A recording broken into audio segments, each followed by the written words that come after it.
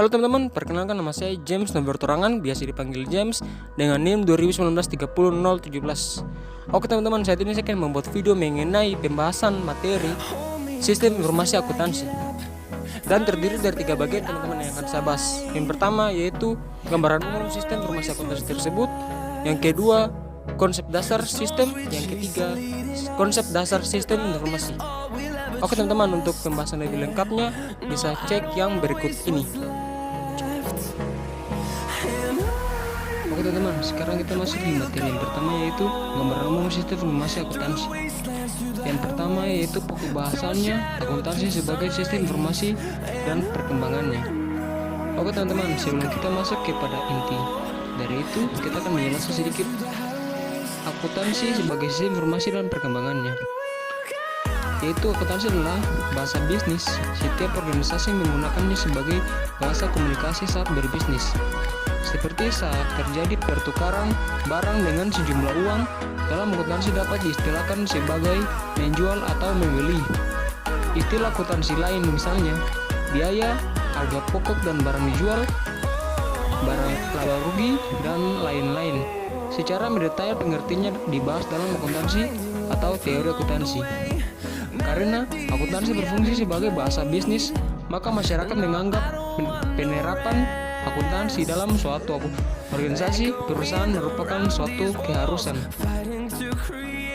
Oke teman-teman, kita masuk yang berikutnya yaitu penggunaan istilah sistem dalam sistem akuntansi.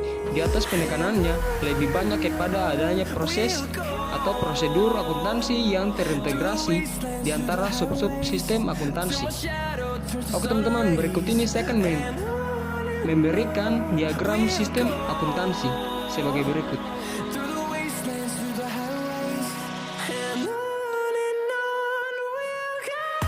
Oke teman-teman, setelah pengertian tadi yang telah saya jelaskan, di sini saya akan memberikan paparan tentang penerapan sistem informasi akuntansi tersebut. Oke teman-teman, yang pertama yaitu kebanyakan sistem akuntansi yang diterapkan pada era ini atau disebut era industri masih dilakukan secara manual. Beberapa perusahaan telah menggunakan peralatan mekanik, elektrik atau listrik, sedangkan beberapa perusahaan lain yang sangat memberikan perhatian terhadap pemanfaatan teknologi informasi sudah mulai menggunakan komputer sebagai alat pengolah data atau EDP agar kecepatan dan akurasi pengolahan menjadi lebih baik. Di Indonesia sendiri, penggunaan komputer untuk mengolah data akuntansi ini sering disebut sebagai komputer akuntansi, yang mungkin istilah ini tidak dikenal secara ilmiah atau internasional. Pengolahan data akuntansi dengan menggunakan komputer pada umumnya masih dilakukan secara parsial atau berbagian, belum terintegrasi sepenuhnya. Walaupun mereka menggunakan jaringan atau network yang terintegrasi, hanya komputer dan media penyimpanannya saja yang semuanya terpusat di server. Untuk hal ini, mereka sering menyebutnya sebagai database bersama atau sistem bank data. Oke, yang berikutnya yaitu dengan mulai digunakannya komputer sebagai alat bantu dalam proses akuntansi, definisi akuntansi kemudian berkembang sebagai proses pencatatan, pengelompokan, peringkasan, dan pelaporan transaksi bisnis. Istilah proses mengandung arti bahwa tahapan proses dalam pelaksanaan proses akuntansi atau sistem akuntansi, perhitungan, serta pengakuannya terhadap setiap transaksi akuntansi yang telah terjadi jelas, baik struktur maupun aturannya.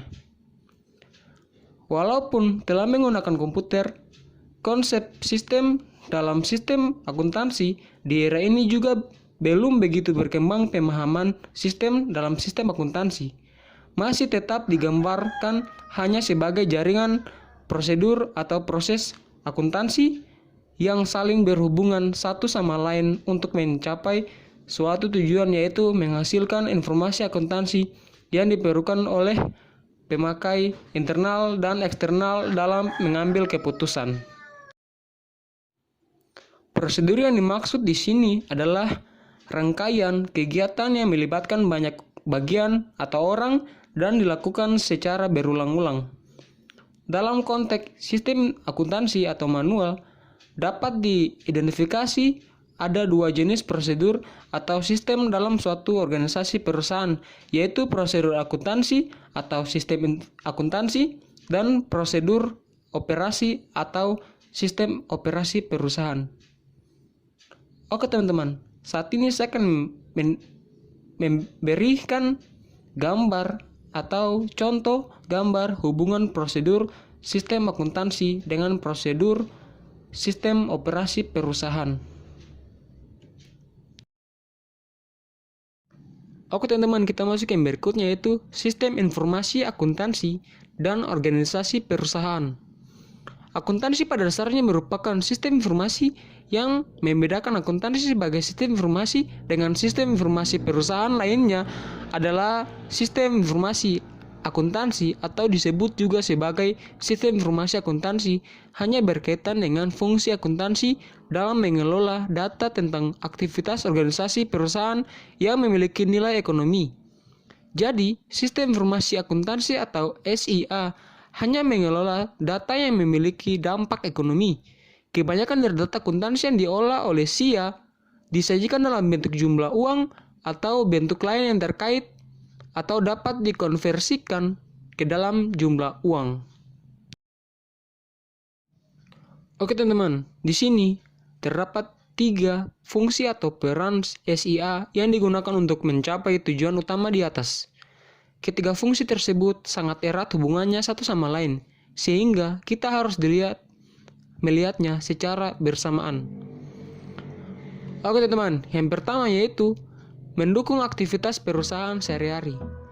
Yang kedua, mendukung proses pengambilan keputusan. Dan yang ketiga, membantu pengelola perusahaan dalam memenuhi tanggung jawabnya kepada pihak eksternal atau bisa disebut juga para pelanggan atau investor lain-lain. Oke teman-teman, kita masuk ke poin yang berikutnya, yaitu pentingnya informasi bagi organisasi perusahaan. Sepanjang sejarah, informasi menjadi bagian yang sangat penting bagi individu maupun bagi organisasi. Sejak awal era agraris dan industri, sistem akuntansi telah menjadi andalan untuk mendapatkan informasi, yaitu informasi akuntansi yang diperlukan. Di era informasi saat ini, informasi sangat berperan di segala aspek kehidupan umat manusia, baik secara individu maupun secara organisasi. Informasi juga berfungsi sebagai perekat suatu organisasi. Semakin baik kualitas informasi dimiliki oleh suatu organisasi, maka akan semakin baik pula komunikasi yang terjadi di dalamnya. Dengan membaiknya kualitas komunikasi dalam suatu organisasi, maka semakin baik pula integrasi organisasi tersebut. Oke teman-teman, jadi dilihat dari isinya, informasi akuntansi dapat dikelompokkan ke dalam 3 kelompok, yaitu yang pertama, scorekeeping, yang berisi informasi yang menggambarkan aktivitas masa lalu yang disajikan dalam bentuk laporan keuangan seperti neraca dan rugi laba. Yang berikutnya yaitu yang kedua, attention direction, berisi informasi yang dapat menarik minat para pemakai informasi seperti laporan varian yang menggambarkan penyimpangan kinerja dari yang seharusnya.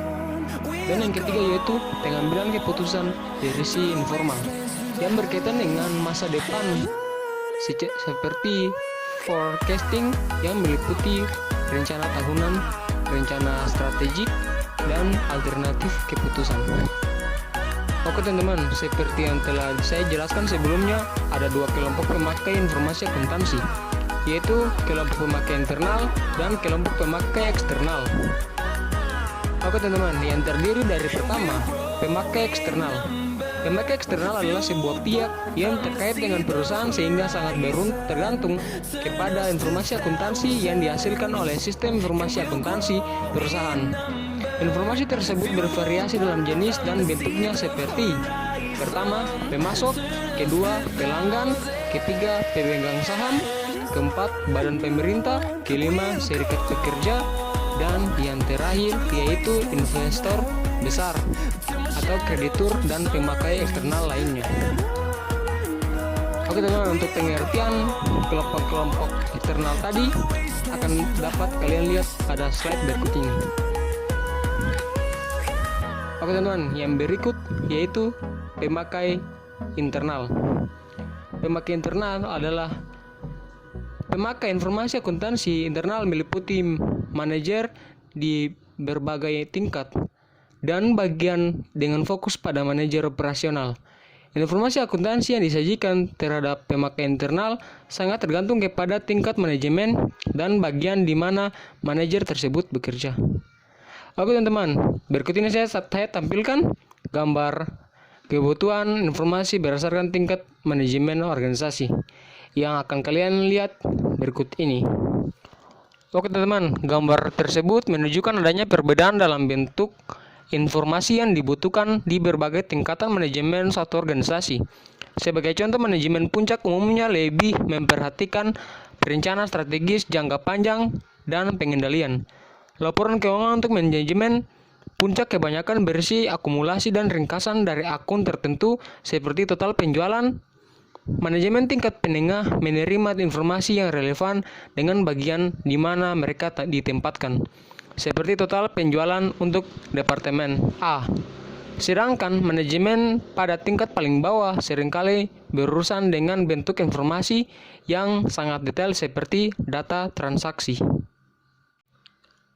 Oke teman-teman, kita masuk ke poin yang berikutnya yaitu poin 1.4, yaitu hubungan sistem informasi akuntansi dan sistem informasi manajemen.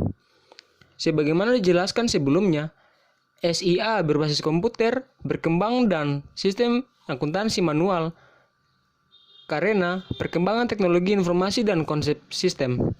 Berdasarkan hasil penelitian para pakar, pemanfaatan komputer lebih banyak dilakukan untuk aplikasi bisnis, dan dalam dunia bisnis pemanfaatan komputer tersebut pertama kali digunakan untuk pengolahan data akuntansi menjadi informasi akuntansi karena kebanyakan data akuntansi bersifat data kuantitatif dan alur datanya relatif lebih terstruktur. Oke teman-teman, untuk berikutnya saya akan menampilkan gambar sistem database bersama.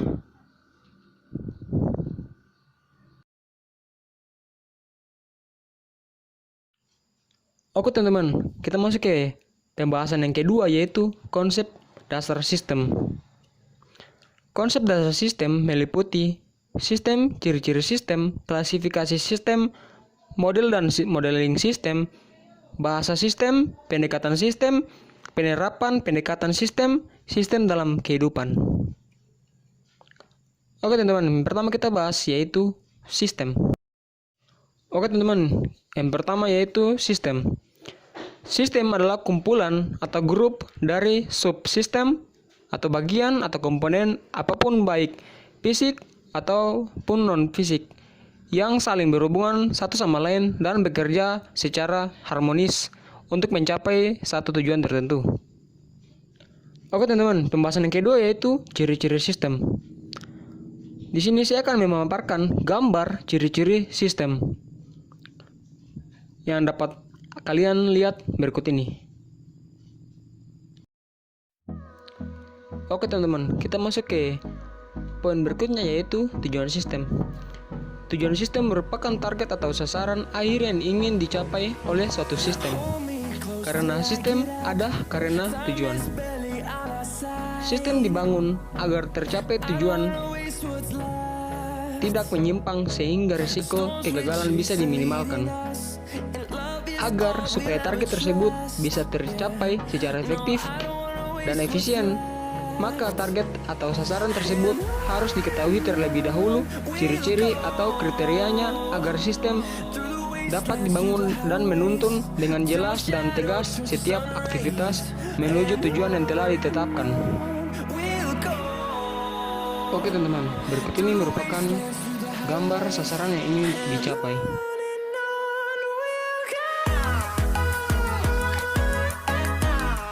Oke teman-teman, saat ini kita masuk ke bab yang ketiga atau bab pembahasan yang ketiga tadi, yaitu konsep dasar informasi dan sistem informasi.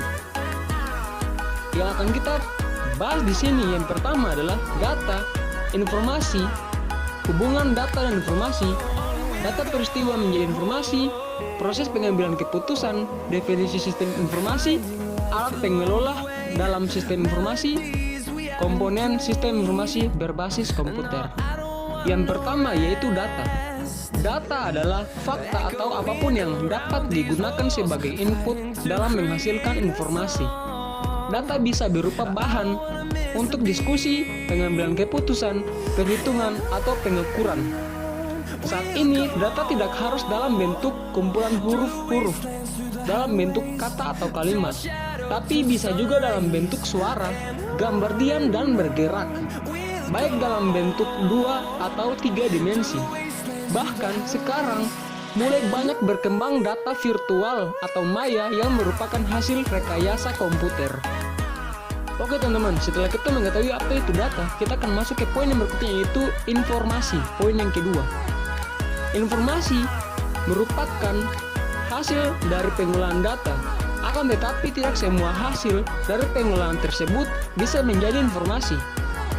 Hasil pengolahan data yang tidak memberikan makna atau arti serta tidak bermanfaat bagi seseorang bukan merupakan informasi bagi orang tersebut. Dari uraian tentang informasi ini, ada 3 hal yang harus diperhatikan, yaitu pertama, informasi merupakan hasil pengolahan data, kedua, memberikan makna atau arti, dan yang ketiga, berguna atau bermanfaat. Sedangkan MC Lewis mengatakan suatu informasi yang berkualitas harus memiliki ciri-ciri sebagai berikut. Pertama, akurat. Kedua, tepat waktu. Ketiga, relevan. Keempat, lengkap. Oke teman-teman, setelah kita mengetahui poin-poin tadi, kita masuk ke poin yang berikutnya, yaitu poin 3.4, yaitu dari peristiwa menjadi informasi. Di bawah ini merupakan gambar atau menunjukkan bagaimana proses perubahan dari peristiwa, fakta hingga menjadi informasi. Akan saya paparkan di gambar yang berikut ini, yaitu merupakan gambar perubahan suatu peristiwa menjadi informasi.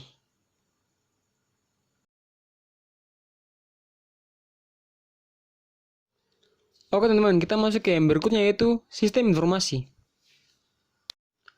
Sistem informasi adalah kumpulan dari sub-subsistem baik fisik maupun non-fisik yang saling berhubungan satu sama lain dan bekerja sama secara harmonis untuk mencapai satu tujuan, yaitu mengelola data menjadi informasi yang berguna. Oke teman-teman, kita masuk ke poin yang berikutnya, yaitu poin 3.5, yaitu proses pengambilan keputusan. Proses pengambilan keputusan secara terus-menerus diteliti oleh berbagai disiplin ilmu, khususnya disiplin psikologi dan kecerdasan buatan. Ahli psikologi tertarik dalam mempelajari bagaimana manusia membuat keputusan. Bagi mereka, proses pengambilan keputusan merupakan bagian dari kegiatan otak manusia dan kognitif. Ilmuwan lain yang mempelajari kecerdasan buatan lebih tertarik untuk meniru perilaku manusia melalui pemrograman komputer, dan mereka mencoba membuat mesin yang akan menirukan reaksi manusia terhadap berbagai rangsangan, seperti bermain catur. Oke teman-teman, bagi kedua ilmuwan, pembuatan model pengambilan keputusan tersebut sangatlah penting. Oke teman-teman, kita masuk ke yang berikutnya, yaitu sistem informasi. Sistem informasi adalah kumpulan dari sub-subsistem baik fisik maupun non-fisik yang saling berhubungan satu sama lain dan bekerja sama secara harmonis untuk mencapai satu tujuan, yaitu mengelola data menjadi informasi yang berguna. Oke teman-teman, kita masuk ke poin yang berikutnya, yaitu alat pengolah dalam sistem informasi. Sistem informasi yang pertama muncul di dunia adalah sistem informasi ciptaan Tuhan. Sering kita menyebutnya yaitu ilmiah. Sistem informasi ini hampir pasti terjadi di semua makhluk ciptaan Tuhan, seperti burung mengeluarkan suara tertentu sebagai tanda memanggil lawan jenisnya, hewan lainnya mungkin mengeluarkan bau tertentu. Pada kehidupan manusia pun sebelumnya sudah ada sistem informasi yang berpusat di otak manusia yang dikenal sebagai kognisi. atau kognitif. Karena itu, di dalam menyusun urutan daftar alat pengolahan suatu sistem informasi, susunannya diawali dengan otak sebagai alat pengolah pertama yang digunakan oleh manusia, seperti yang terlihat pada gambar yang akan saya tampilkan berikut ini. Merupakan alat-alat pengolah dalam sistem informasi. Oke teman-teman, kita masuk ke poin yang berikutnya, yaitu komponen sistem informasi berbasis komputer.